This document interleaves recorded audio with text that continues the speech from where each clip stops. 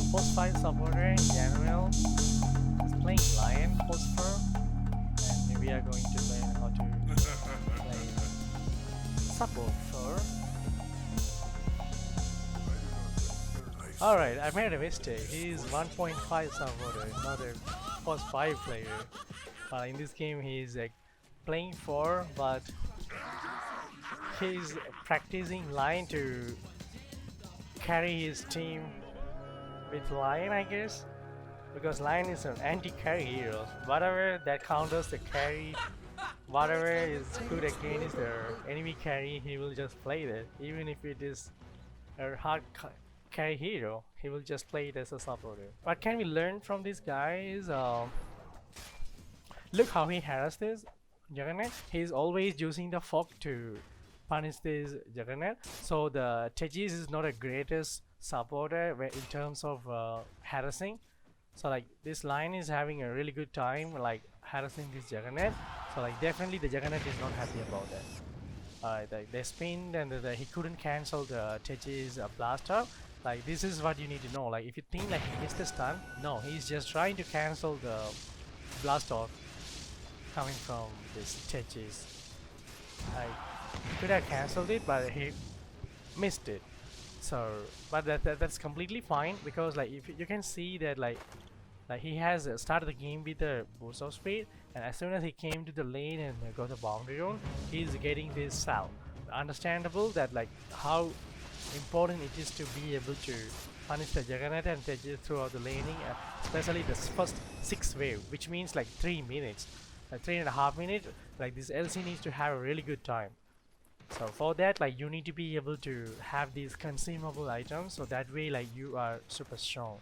And I hear like he's going on these stages, like as he got this blast off, he's super low, and he started the game with a ball. So he's just literally playing a MMR game like Tejas post 5 Kappa troll, and he's punishing and teaching him a lesson which why he shouldn't do this kind of stuff anymore, like punishing the enemy for his mistakes. And like this Juggernaut is going to pay a huge price for that, as he secured the lane and the kill on this Tejas. Now the Juggernaut wouldn't be able to come in front of. So now you see like he got the level 2 and he went for the Hex. He sees the kill potential, easy stun, Hex, first kill from the LC, 1 hit, 2 hit, boom, sorry. So like this guy is completely destroying opponent's dream by just spell casting. Not only about the spell casting, he's super good at like right clicking. Like he trades always his right click trades is in his favor, which is why he's like one of the best support player. Now he tries to pull, like the lane is in Juggernaut favor, where when he can like right click this Juggernaut a lot. Why do you have to play right in front of the tower? You have to force him to come to your side, so this Lion will be able to punish. You know why? Lion has 335 movement speed, where only Juggernaut has 305. So like that way like Lion can like do better, right? So there's no way the Juggernaut can close the gap to get closer to the Lion. So like the Juggernaut doesn't really wanna go on this Lion unless the Lion choose to walk into the Juggernaut. So like he is freely and allowed to do anything he wants. Alright, here we go. So this time, like this is the trick. So if you want to cancel this blaster, if you are like facing the Tejas, sorry, once again. So like he's like actually standing right in front of this Tejas. So when he used this blaster to secure the big crave, simply dodged it because he's standing right in front of him. So like he can simply like cancel the blaster by Earth Spike. But if you are going to juice it from the side, it's really hard to do that. Like that's a small trick that we learned from this replay. Like very nice. And here like going on them, casually harasses 2-man ravage, simply kill that Tejas like nothing ever happened. Now he's also like showing us how important these 4th minute runes are. Like, and he buys another movement speed item which is plus 20 movement speed to win to lace. It shows like how important it is to keep these uh, distance between the Juggernaut and himself. So that way, like he will be able to trade better, and the enemy wouldn't be able to harass you. Already, it's a win. Like hero-wise, the Techis doesn't get to right click. His right click damage is completely super low, right? 38, completely useless. And like Lion feels better because he has a better damage, right click damage, and Juggernaut also wouldn't be able to deal much because he has a better movement speed. Why is this wind lace is important? Look what he purchased. He purchased the boot, so plus 45 movement speed on the Juggernaut. Now he has 350. So if we didn't buy this wind lace, he will end up having only 300 and what was the movement speed he had before he bought this wind lace? Plus 20, right? So like he will have only 335. So then like the Juggernaut will be able to punish the Lion. So which is why you always need to have better movement speed against these damage dealers. So like now he secured the rune. Casually, once again he always like purchase this sentry and observer. Even before the enemy places it, he places them. So that way like he will have a better vision advantage. Unfortunately he died. Back to mid lane. Every time he dies, every time the supporters are dying in the pro game, they immediately TP to the mid lane and refill support rules. So like that way they are enabling the mid laner who don't have a support in the lane. So like because of his accent, now he has secured his rune for this strong trade. He will be super happy for that. And now he's placing this amazing ward, which will allow him to see these enemy Mirana rotations from the top side. So the Storm will be happy about that. We'll be able to see the rune and also like the Mirana movements, everything. So like he's safe. Even this LC has purchased this wind lace and the face wood, shows like how important it is to have these extra movement speed like early on to close the gap or maintain a gap between the enemy. Like always placing a sentry and checking if there are any ward right before he places the observer. Why is it really important to place the sentry right before you place this observer? Because if you don't do that, imagine there was an enemy ward. So like they will see you placing their wall, like say they will be able to devote it instantly. So like by placing this sentry, which only cost you 75 gold, you will be able to make sure that the enemy don't know about your voting. So like the vote will last long for another 6 minutes, which is a lot. Like this vote is like amazing. It will help the LC to see whoever comes to bottom lane is they're gonna take a long route to go on this LC, or they're gonna sit behind to punish the LC. So whoever TPs to the tower will get scouted by that vote. So like which is really important to have.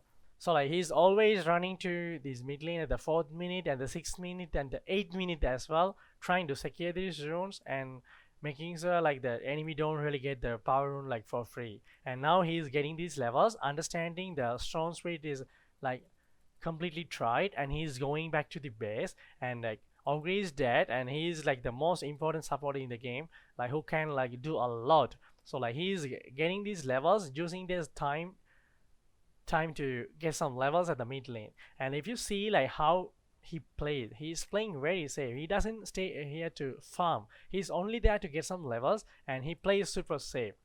And like look, his positioning is always like maintaining a distance away from the voice spray, so the voice spray doesn't get to kill him. Look where he's standing, always staying in this fog, abusing this nighttime. Like as a supporter, this is the time duration for you to reach level after 5 minutes or 6 minutes, because like 5 to 10 is nighttime, right? So it will be easier for you to reach levels by hiding in these trees, and it will be harder for the enemy to go on you. Why? He wouldn't know where the other supporters or the other cores are. So like they are going to be super feel, they're not gonna feel good to go on you. If just because you are a supporter is not an easy kill. Diving underneath the tower is like very hard. Even though you are leeching levels underneath the tower and free farming, as your core hero is like roaming somewhere else, or maybe like chilling at the jungle, or going back to the base to refill the mana, or maybe they are dead as they are waiting for the hero to respawn, you can get the level. Also the meantime, you are pressuring a lot, right? You are free farming, and he's like, he cannot kill you. So all he can do is just farm or go somewhere else. So like you are here to fix the lane. So like you're not forcing someone else to come to your lane from your team. You are getting levels, getting like pressuring the enemy by clearing the wave, so he doesn't get to pressure this tower. Why? If you are not there, the tower will eat more damage. So like it's just like 3 in 1. And as you can see, like, why is he not going for dagger? He is going for Aether Strike. Why is that? Because like Lion with the dagger can simply catch these heroes aggressively. So very good setup. But like, if you can see that they have a LC who have a dagger 11 minutes into the game, and this Strong Street has a really good game, and he's well known for this catching ability. So like, you don't really need to buy a dagger like where you have 2 catches already. So like, buying these 8 lanes will put you in the team fight to have a really good nice position, and also you will have a long range earth spike and the hex range and the finger range as well, which is really important. The cast range is very important on this line, because so you will be able to cancel the black hole, you will be able to control the Juggernaut like far away from him, while you are positioning yourself like in a very safe spot throughout the team fight. Also you will be able to use the finger of death like from far away. This item is like really nice, and you need to understand the situation, like when to buy a dagger and when to go for Aether. So like, if your team have a really good like initiation or the counter, like I mean like jumping heroes who can catch the enemy, you don't really force yourself to have this dagger. So here, like one thing like you need to notice, they secure the kill. Alright, they got a kill on these stages. Now look where he is positioning himself. He is always like maintaining a distance even from his own teammates. Why? The things would go wrong if you are just going to stand right next to them. If you want to do things better, you always have to find a good position throughout the game. Like, you cannot get out of position. At least you don't become a fool to the opponent by doing that. Even though like you don't get to like contribute something for your team, or you don't get even if you don't get to serve them, but like by having a nice position, you are not going to feed. So like, because of that, you will have a huge impact later in the game. Like second smoke coming out from this dire, and they are going for this triangle, and like they are taking a long route for this boundary zone fight. And as you can see, he's always following the LC who has this dagger. So that way, he's enabling their LC, also enabling himself. Finger of Death, he'll secure Finger of Death plus 80 bonus damage. Like, so he's like the character of the Finger of Damage, right? So like this, he enabled the LC by winning the bottom lane. Now he's using this dagger LC to get his damage, to upgrade his damage. So like, he can scale better damage throughout the team fights. Now we will see like his positioning about throughout the team fight is very nice. Every time he uses the skill, he doesn't stand and right click the opponent. He is like always giving such priority to his positioning, so like he doesn't get caught.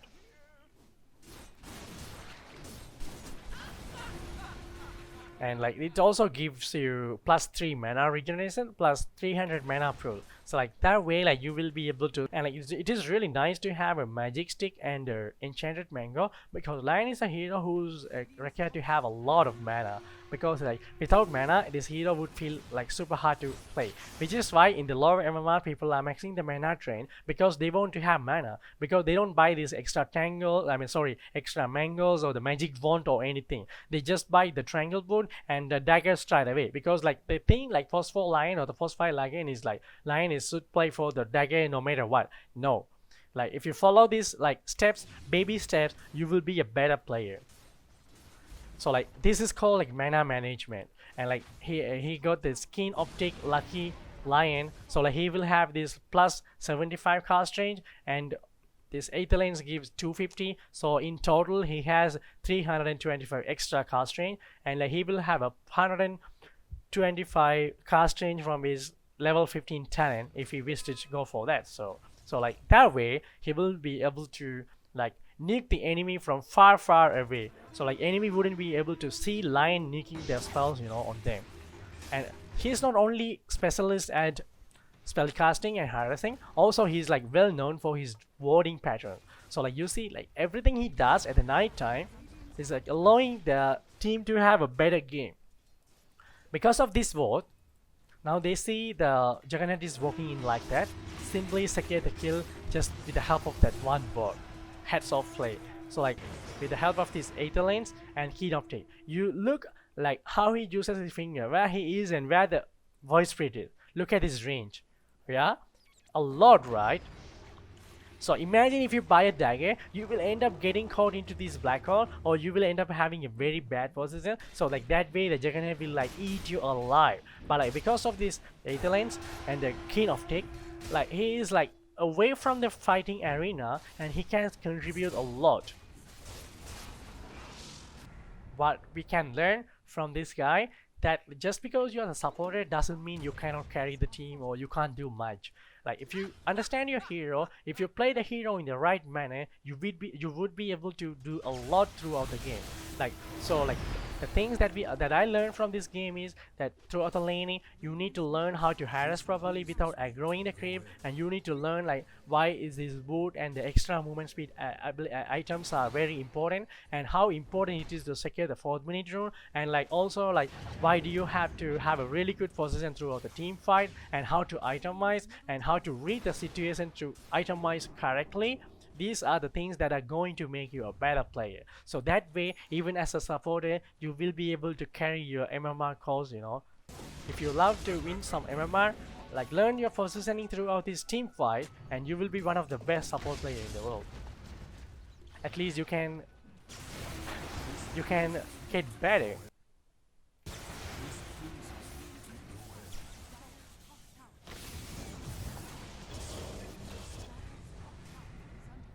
Alright guys, so if you like my content and the video, please like and share.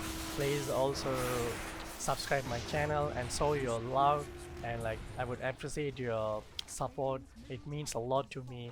Like I will be coming up with a better content to help you to learn Dota. Like Dota is an amazing game. If you understand the game and the heroes like better than anyone's, you will be able to climb your MMR without playing core all the time. Whatever the role you play, you will be able to climb the MMR ladder if you understand the hero, and in terms of like how the hero works and everything, the MMR will be yours, boys. Bye bye. See you in the end of the video.